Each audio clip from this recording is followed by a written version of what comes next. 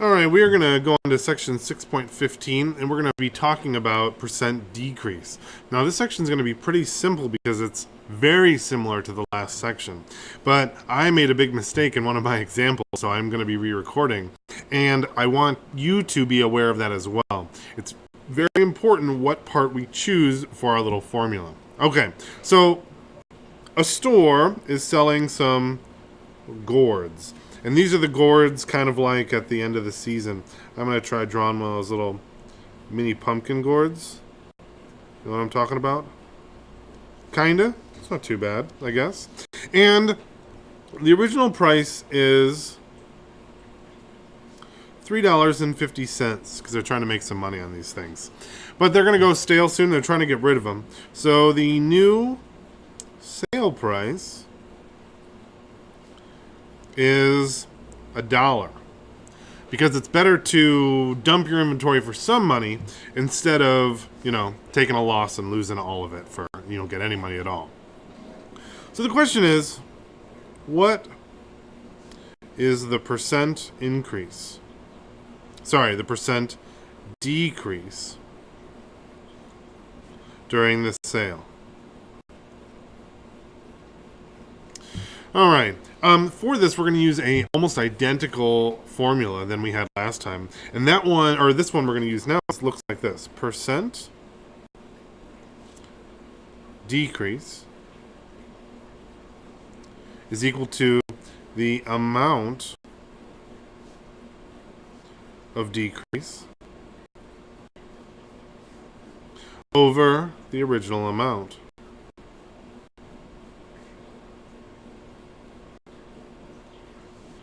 So let's take a really simple example first, and then we'll apply it to our gourds.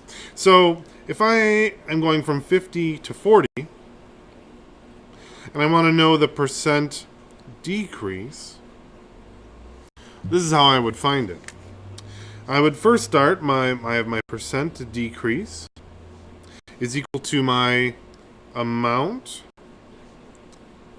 of decrease versus or over my original amount.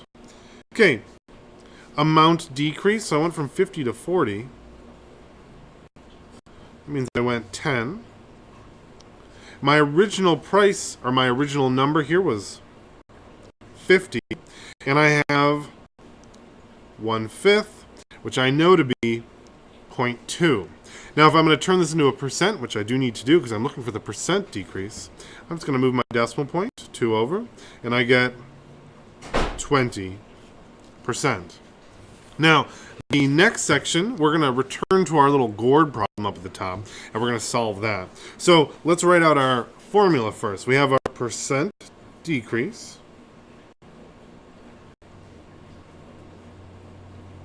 over equal to the amount of decrease over the original. Okay, and the pieces of information I have are the original price is $3.50 and the new sale price is $1.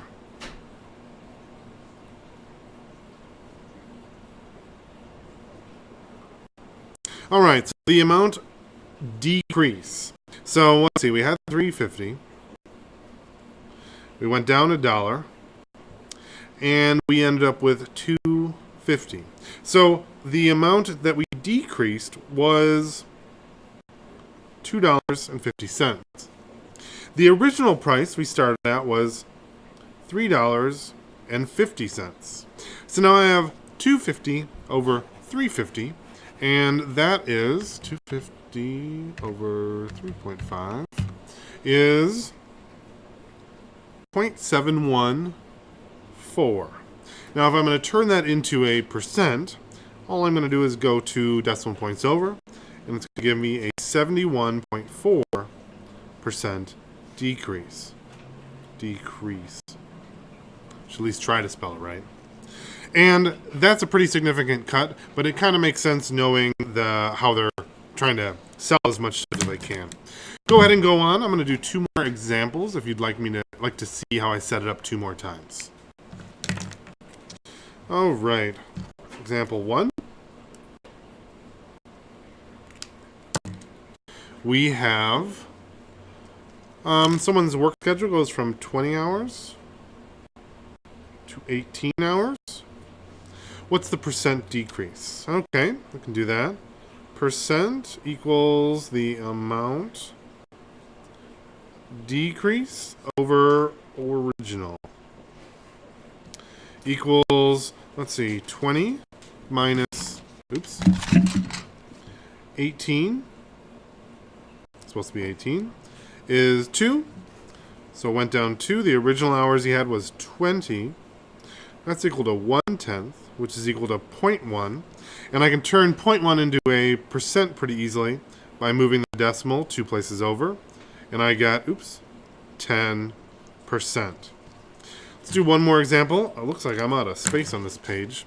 I'm going to go to the next. If you have space on your page, I would recommend trying to save a tree's life a little bit and,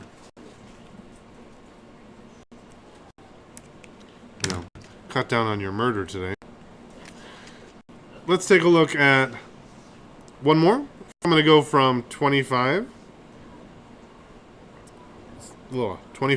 to 15.